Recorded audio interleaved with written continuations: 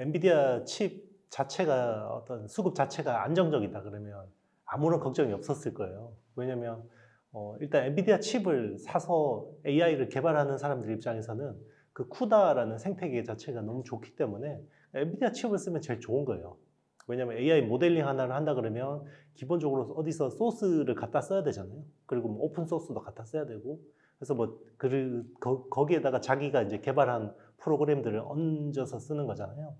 그런데 그 AMD 같은 이런 엔비디아 외 칩을 쓰게 되면 쿠다를 쓸 수가 없어요. 그러면 쿠다에 있는 소스들을 다 컴파일해서 써야 되거든요. 그래서 안 쓰려고 그랬어요. 가격이 아마 반값이라도 안 쓰려고 그럴 거예요, 엔지니어들은. 근데 지금은 약간 좀 특이한 상황이긴 하거든요. 지금 엔비디아의 주력 칩인 H100 같은 경우는 지금 주문을 하면 40주가 걸려요. 40주면 거의 10달이잖아요. 심지어는 최근에는 그것 자체도 좀 더 타이트해져가지고 수급이 지금 52주 수준까지 더 이제 길어진 상황이거든요. 그러면 지금 뭐 이번 CES 2024를 통해서 보셨겠지만 지금 AI는 전쟁이에요. 그리고 빅테크 업체들 입장에서는 여기서 삐끗해버리면 앞으로 벌어진 AI 혁명에서 마이너가 돼버리는 거거든요. 그래서 그동안에는 굳이 이 빅테크들이 움직여서 이 쿠다에 있는 이 그 소스들을 컴파일해서 이렇게 굳이 이걸 할 필요가 없었거든요. 근데 이번에 AMD MI300X 공개할 때 10개 업체가 참여를, 10개 넘는 빅테크 업체들이 참여를 했어요. 우리가 열심히 이거 컴파일해서 하겠어. 이렇게 이제 적극 참여하겠다 이야기했고, 그리고 이제 리사수 박사, 그러니까 AMD의 주장으로는 쿠다에 있는 소스를 전환 성공률이라고 그러거든요. 그게 95%까지 올라갔다. 이제 뭐 이건 또 써봐야 알겠지만, 그러면 예전에 비해서는 굉장히 이 그 컴파일 생태계 자체가 굉장히 많이 커진 거거든요. 그래서 이제는 AMD MI300X 정도도 써볼만 하지 않냐. 그리고 H100 비교해서 MI300X가 가격도 싸고 그리고 메모리도 훨씬 많이 써요. 그러니까 지금 이야기하는 LLM이라는 거는 메모리를 많이 쓰면 쓸수록 좋은 거거든요. 근데 H100 같은 경우는 지금 80GB의 HBM을 써요. 근데 MI300X 같은 경우는 192GB. 그래서 2.4배가 많기 때문에 가격도 싸고 메모리도 많기 때문에 효율적인데 다만 이제 쿠다를 못 쓰는 거는 약점인데 그걸 이제 글로벌 빅테크 업체들이 적극 참여해서 우리도 이쪽 어떻게 보면 탈 엔비디아를 돕겠다라는 거죠. 네. 독점은 수요 업체 입장에서 좋을 게 없으니까. 일단 이제 그 소비자용이고요. 이제 우리 이야기하는 뭐 A100이나 H100 같은 것들은 서버 칩이에요. 그러니까 서버에 클라우드 업체들이 이제 AI 그 연산을 위해서 쓰는 거고, 이제 RTX 시리즈는 우리 이제 그 그래픽 카드라고 하죠. 이제 PC에서 이제 게임 하거나 예전에 비트코인 채굴 하거나 이럴 때 이제 쓰는 칩들인데, 이것도 굉장히 성능이 좋아졌어요. 그리고 최근에는 그 인텔의 그 신규 칩셋인 메테오 레이크 이런 것도 마찬가지고, 그리고 이제 RTX 같은 경우도 40 시리즈 같은 경우는 AI 성능이 굉장히 많이 강조가 됐어요. 그러니까 이제는 온 디바이스 AI라고 해서 이제 로컬 디바이스, PC나 스마트폰에서 이런 AI 연산을 상당 부분 처리를 해줘야 되거든요. 이제 그런 쪽에 성능 개선이 많이 이루어졌다고 보시면 됩니다. 서버 클라우드 업체들, 그러니까 중국도 그 생성형 AI 쪽으로 서버 투자를 해야 되잖아요. 근데 미국이 재작년 말에 A100하고 H100 같은 엔비디아의 고성능 칩을 못 팔게 했어요. 그래서 엔비디아가 어떻게 했냐면 칩 성능을 반절 이하로 떨어뜨린 A800, H800이라는 중국향 칩을 만들어서 팔았거든요.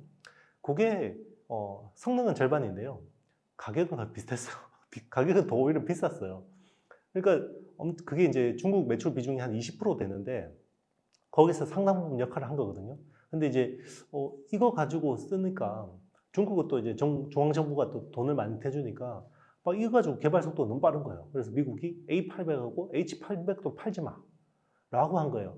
그래서 그거보다 더 다운그레이드한 칩을 내놔서 팔려고 하긴 하는데 지금 이제 서버 칩 자체를 아예 못 팔게 할 가능성이 높아지고 있으니까 이제 중국이 어떻게 하냐면 그러면 중국 자체적으로 설계한 칩들 있잖아요. 그러니까 중국의 뭐 바이두, 텐센트, 알리바바 같은 업체들이 자체 설계한 칩을 SMIC에서 생산해서 써도 되는 건데 그것보다는 차라리 엔비디아의 그 소비자용 GPU 있잖아요. RTX 같은 것들. 그거를 완전히 병렬해서 쓰면 그래도 서버 칩만큼의 성능을 낼 수는 있거든요. 근데 전기 성능 대비해서 이게 너무 떨어지긴 하는데 성능이 너무 떨어지긴 하는데 그런 거라도 쓰겠다는 거죠. 그러면 이제 그런 쪽에 또 프리미엄 붙어서 유통이 되면 결국 엔비디아가 돈을 버는 구조죠. 네, 올해 엔비디아의 신규 칩들이 되게 많이 나오는데요. 이게 보통 여름에 몰려 있습니다. 지금 H100이라는 칩이 메인인데 H100보다 개선된 H200이라는 칩이 나오고요.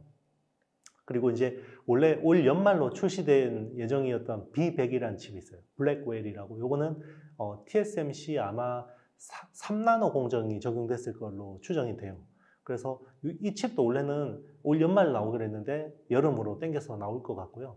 그리고 이제 기존에는 엔비디아가 AI 서버를 꾸릴 때 인텔의 CPU, 그 사파이어 레피드 같은 거에다가 이제 H100 같은 것들을 엎어서 이렇게 만들어서 출하를 했거든요. 근데 CPU를 자체 설계한, 암코어 기반으로 해서 자체 설계한 그레이스라는 칩이 있어요. CPU. 그 그레이스 CPU에다가 H100을 해서 GH200, 그레이스 호퍼 200이라는 칩을, 그러니까 CPU와 GPU를 세트로 해서 이제 파는 그런 것들도 나오거든요. 이건 다 진짜 신규로 나오는 칩들은 기본 HBM이 144GB 아니면 192GB이기 때문에 올해 HBM 수요는 굉장히 많이 늘어날 수밖에 없어요. 일단 이제 지금 엣지 디바이스라고 하는 이제 우리 그 스마트폰이나 PC 쪽에서 퀄컴이 칩 업체로서는 굉장히 많은 강점을 가지고 있고요. 이게 이제 뭐 단순히 설계를 잘하는 팹리스뿐만 아니라 이게 이제 심리스라고 해서 모바일하고 PC하고 이런 것들을 전반적으로 통합할 수 있는 솔루션들이 있어요. 그게 심리스라고 하거든요. 그러니까 우리는 이제 애플 쓰는 사람들 보면 그렇잖아요. 그 에어드롭을 통해서 데이터들도 워낙 이제 원활하게 한 개의 디바이스처럼 막 쓰잖아요. 아이폰하고 아이패드하고 그리고 아이맥하고 이런 것들을 한 개의 디바이스처럼 이 애플이라는 그 클라우드 생태계에서 딱 쓸 수 있는데 안드로이드 쓰는 사람들 입장에서 생각해 보면 안드로이드 OS가 윈도우 OS로 넘어갈 때 이런 것들이 굉장히 중간에 허들들이 많거든요. 뭐 다른 OS를 또 쓸 때도 마찬가지고 그런 것들을 퀄컴의 우리 칩을 쓰면 이게 그냥 애플 쓰는 것처럼 매끄럽게 이렇게 쓸 수 있게 해주겠다. 그게 심리스라는 컨셉이거든요. 근데 이제 지금 우리 이야기는 온 디바이스 AI는 내가 이 기기에서만 AI를 쓰는 건 아니잖아요. 내가 폰으로도 쓰고 PC로도 쓰고 막 이런 것들을 데스크탑에서도 쓰고 이런 것들이 원활해야 되는데 그런 쪽에서는 이제 퀄컴이 굉장히 강점을 가지고 있다라고 보면 되는 거죠. 지금 그러니까 이제 저는 그냥 온 디바이스 AI에서 가장 유리한 회사는 애플이라고 생각해요. 그러니까 애플은 어쨌든 OS, 오퍼레이팅 시스템부터 이제 그 두뇌 칩, AP 설계부터 하드웨어, 소프트웨어 생태계까지 다 수직 계열로 하고 있잖아요. 근데 이제 애플은 지금 이제 서버 투자가 늦었죠. 왜냐면 기존에 시리라는 걸 가지고 투자를 했는데 그 시리가 지금 AI 기술 트렌드하고 안 맞는 거죠. 왜냐면 지금은 LLM이라고 해서 그 라지 랭귀지 모델이라는 그 트랜스포머 모델 기반으로 다 가는데 시리는 그 전 세대 9세대 기술이거든요. 그래서 말귀도 잘 못 알아듣고 활용도도 좀 떨어지는 건데 그럼 요거를 갈아엎는 동안에는 이제 애플은 AI 쪽은 아무래도 좀 문제가 있을 수밖에 없죠. 근데 그 퀄컴 같은 경우는 이 연합군 진영에서는 굉장히 그래도 유리한 포지션을 가지고 있다고 볼 수 있는 거고요. 그리고 이제 뭐 지금 이제 가장 이게 활발한 쪽이 아무래도 온 디바이스 AI가 우리가 처음 관심 받은 거는 스마트폰 쪽이잖아요. 그래서 스마트폰이 사실 온 디바이스 AI의 핵심이라고 생각할 수 있는데 스마트폰은 기본적으로 한계가 있어요. 왜냐하면 배터리를 쓰는 디바이스이기 때문에 그 온 디바이스 AI를 만약에 이걸 풀로 돌리면 2~3시간밖에 못 써요. 배터리를. 그래서 이게 아무래도 좀 생산성적인 측면에서는 한계가 있거든요. 그런데 이제 PC 같은 경우 아무래도 유선이고 그러다 보면 이제 PC에서 온 디바이스 AI가 좀 더 당장 어떤 시계열로 보면 당장 짧은 시계열로 보면 PC에서 좀 쓸만한 온 디바이스 AI 아마 소프트웨어가 나올 가능성이 높은데 그런데 지금 PC 같은 경우 윈도우 OS 기반이고 칩은 인텔 CPU잖아요. 그래서 당연히 인텔이 유리하다고 생각할 수 있는데 인텔은 아무래도 그런 AI 쪽으로는 지금 좀 준비가 그래도 좀 더 필요한 상황이고 오히려 모바일 쪽에서 AP 칩을 장악한 그 퀄컴이 지금 윈도우 쪽을 강하게 공략하고 있어요. 그게 최근에 공개한 스냅드래곤 X 엘리트라는 칩이거든요. 그거는 윈도우 OS 기반의 칩인데 스냅드래곤을 쓰는 거예요. 기존에 스냅드래곤 그러면 당연히 안드로이드 OS 기반이었잖아요. 근데 이제 윈도우 OS 기반으로 칩이 나오는 거고 지금 윈도우 쪽을 하는 마이크로소프트가 오픈 AI 대주주고 굉장히 오픈 AI 그 AI 엔진을 가장 비즈니스 모델로 잘하는 회사거든요. 그래서 퀄컴을 빨리 이쪽 그 칩셋 동맹으로 끌어들이려고 하고 있어요. 그래서 예전에는 약간 좀 어떻게 보면 인텔하고 뭐 타 칩셋 업체 간에 뭔가 약간 중립적인 스탠스였거든요. 윈도우가. 그 마이크로소프트 자체가. 근데 이제는 온 디바이스 AI 쪽이 빨리 확장이 돼야 되기 때문에 신규 업체들 빨리 들어오라고 굉장히 많이 밀어주고 있어요. 그래서 AMD 같은 경우도 기존에 자기들이 CPU가 있잖아요. 그것뿐만 아니라 ARM 코어 기반으로. 그러니까 ARM 코어 기반의 AMD 칩을 또 윈도우 OS에 적용할 수 있도록 막 밀어주고 있어요. 인텔이나 AMD나 이런 그 엔비디아 같은 칩들은 X86 아키텍처를 기반으로 하거든요. 근데 지금 온 디바이스 AI 같은 경우 전성비가 되게 중요하기 때문에 ARM 코어텍스 기반으로 하는 게 아무래도 아키텍처가 유리한 측면들이 있습니다. 그래서 지금 마이크로소프트도 빨리 ARM 진영의 칩 업체들이 윈도우 OS로 들어오길 원하고 있죠. 그러니까 지금 우리 리스크라는 컴퓨팅 방식 그러면 사실상 ARM하고 똑같다고 보면 돼요. 그러니까 ARM이 뭐의 약자냐면 Advanced RISC 머신이에요. 그러니까 진보된 RISC 하는 그 회사라는 거잖아요. 그래서 원래 지금은 그 리스크 기반의 아키텍처를 한다 그러면 다 ARM의 라이선스를 가져와서 개발한다고 보시면 돼요. 근데 이제 이 원래 엔지니어들은 약간 아나키스트적인 성격이 있어요. 그죠? 그래서 예전에 그 어떤 빅브라더를 약간 싫어한다고 해서 리눅스라는 오픈 소스처럼 이렇게 만든 건데 리스크 기반에서도 마찬가지예요. 그러니까 ARM이 좋은데 너무 독점적이다.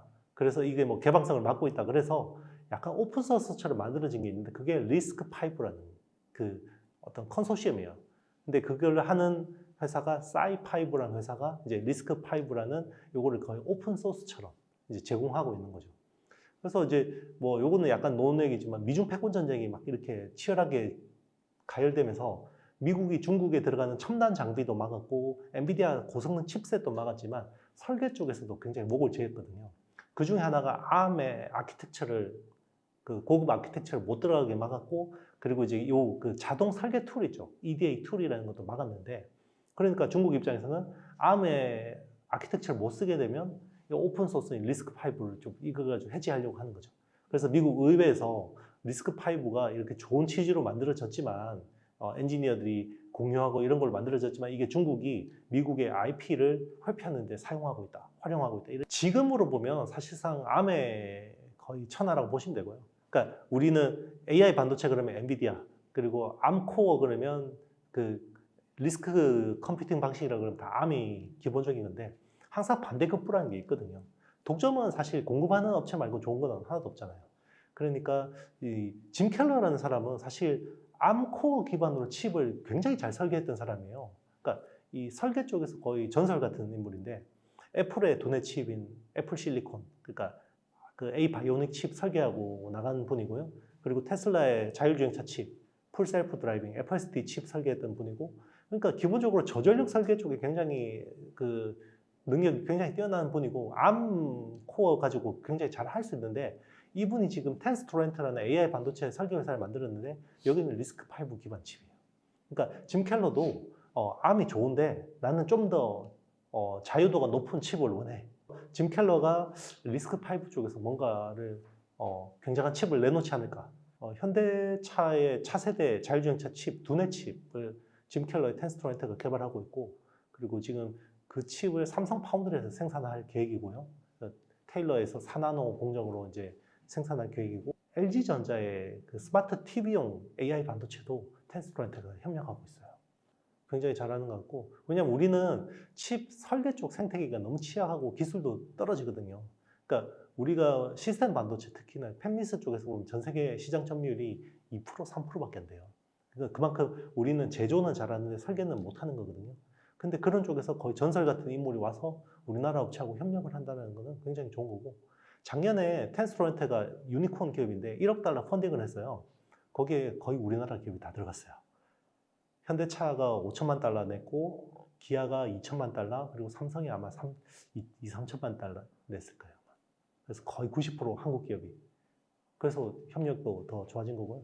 짐 켈러 입장에서도 그렇잖아요. 자기는 우수한 칩을 만들 만한 실력과 자신은 있는데 이 칩을 가지고 또 응용하는 건 또 다른 이야기잖아요.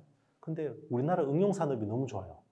철강 있죠, 선박 있죠, 조선 있죠, 자동차 있죠, 스마트폰 있죠, PC 있죠, 가전 있죠.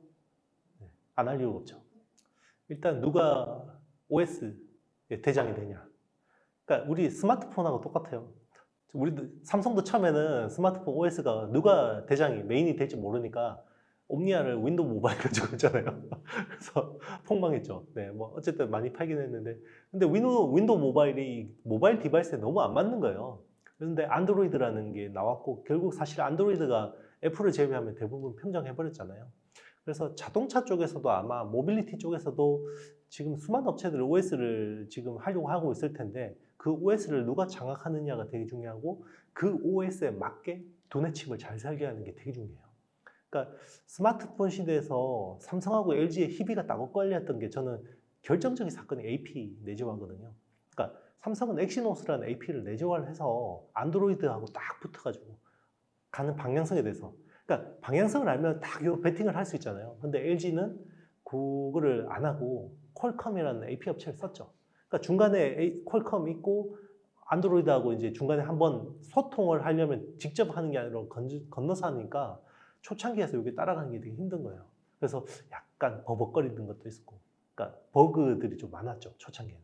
아마 모빌리티에서도 똑같지 않을까 싶어요. 그래서 현대차는 적어도 OS는 못하더라도 AP는 내재화해야 된다고 생각하고 있어요. 그래서 짐 켈러를 손 잡으는 거는 굉장히 잘한 것 같아요. 그러니까 이제 저는 이게 성장통이라고 생각하는데요. 그동안에는 테슬라의 주가의 상당 부분 밸류가 있던 게 전기차 업체였어요. 근데 이제 지금 생각해 보시면 전기차가 한 올해 1,600만 대 정도로 이제 그 팔리면 거의 뭐 침투율이 이제는 거의 20%대 와버렸잖아요. 제가 예전에 와서 한번 말씀드린 적이 있는데 여기 침투율 10%일 때 주가가 제일 극하게 반응한다고 했거든요. 그게 이제 지나간 거예요. 왜냐하면 10%대가 지나가고 20% 30% 되면 이게 이제 성장은 하는데 성장률이 떨어져요. 그렇잖아요. 10% 침투율에서 20%로 가는 거는 거의 2배 성장할 수 있죠. 근데 20%에서 2배 성장은 40% 침투율은 쉽지 않잖아요. 그러면 주식시장은 성장률이 떨어지면 그게 또 꺾이거든요. 근데 이제 테슬라는 사실 좀 다른 게 다른 전기차 업체하고 다른 게 이제는 이 회사가 자율주행차 업체로서 밸류가 애드가 될 거예요. 추가가 될 거고 그게 이번 조정의 어떤 마지막에서 뭔가 좀 힌트가 나오지 않을까 생각해요. 그래서 테슬라가 중장기적으로 장기적으로 우상향할 거라는 믿음은 여전합니다. 왜냐하면 전 세계에서 OS부터 AP, 하드웨어 시스템, 심지어 애플은 제조를 안 하는데 이 회사는 제조까지 직접 하잖아요. 논 테슬라. 예전에 우리 애플하고 논 애플 이야기했잖아요. 논 테슬라 진영에서 그래도 현대 기아차가 되게 잘하고 있다고 생각해요. 되게 잘하고 있다고 생각하는데 중요한 거는 이제 앞으로 모빌리티 혁명에서 살아남을 업체는 데이터 주도권이 있느냐가 되게 중요할 것 같아요. 그러니까 자동차 업체는 데이터 주도권이 있는 거 아니에요? 이렇게 생각할 수 있어요. 근데 생각해 보세요. 테슬라를 제외한 글로벌 자동차 업체 중에서 자기의 고객들의 주행 데이터를 확보하고 있는 회사가 누가 있나요? 없어요. 없죠. 그죠? 왜? 없죠. 왜냐면, 그게 주행 데이터를 일단은 가져오는 것도 문제인데요. 이거를 그냥 가져온다고 땡이 아니라 테슬라처럼 도조 시스템이나 슈퍼컴퓨터가 있어야 돼요. 적어도 세계에서 탑10 안에 드는 수준의 슈퍼컴퓨터를 가지고 이 데이터를 취합해서 여기서 패턴을 찾아내서 효율을 만들어서 이걸 가지고 자동차 업체에다가 또 디바이스에다가 이 펌웨어 업데이트를 해주는 OTA라는 오버 디 에어 프로그래밍이라는 이걸 해줄 수 있는 서비스가 필요한데 그걸 테슬라 말고는 아무도 못하죠. 제가 아마 이 인터뷰 시작하고부터 이야기했는데 AI 반도체는 이제 자체 설계 쪽 시장이 되게 커질 거예요. 온 디바이스 AI도 그렇고. 그럼 자체 설계를 하려면 기본적으로 이 설계를 하는데 필요한 그 어떤 예전에 골드러시에서 청바지하고 곡괭이 파는 회사들이 있거든요. 그게 EDA 툴이라는 거예요. 그러니까 설계 툴. 그게 이제 시놉시스하고 케이던스 같은 업체고요. 그리고 이거를 설계를 하려면 기본 아키텍처를 제공해주는 회사가 필요한데 그게 암이고요. 그리고 요즘에 그 인터페이스 IP를 되게 이제 중요하게 생각하죠. 왜냐하면 헤테로지니어스라고 해서 이종 칩끼리 이렇게 연결해 놓으면 이 칩끼리 커뮤니케이션하는 게 되게 중요하거든요. 그걸 되게 빨리 해야겠죠. 그런 쪽에 IP를 가지고 있는 회사가 이제 미국의 램버스라는 회사가 있어요. 티커로 RMBS인데요. 네, 그런 회사들이 저는 계속 유망하다고 이야기했습니다. 최근에 뭐 많이 오르긴 했는데 저는 이 AI 혁명이 지속되는 동안에는 이 회사들 계속 올라갈 수 있다 생각합니다.